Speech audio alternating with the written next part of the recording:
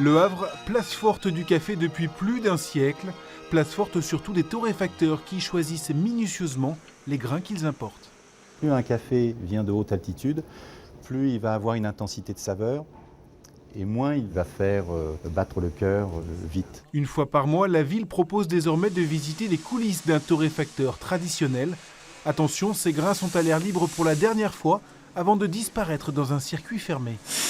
Maintenant, c'est très modernisé et on est un peu surpris, quoi. Ici, tout se joue au degré et à la minute près, en moins d'un quart d'heure. Parce que lorsque le produit sort, il est à 214 degrés à peu près, par exemple, pour ce café-là. Si on ne fait rien, il continue à chauffer. Refroidissement, mouture et conditionnement s'enchaînent alors. Le moindre détail a son importance pour le goût final, pas de place pour le hasard.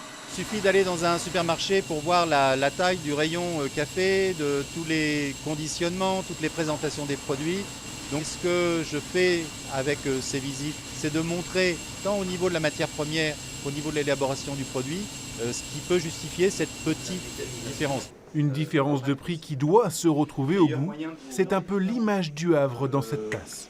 Si vous rencontrez quelques Havrais, ils vous diront oui, mon grand-père a travaillé, il a porté des sacs de café, oui, ma grand-mère torréfiait dans la casserole, il y avait une fumée incroyable dans la cuisine, etc. etc.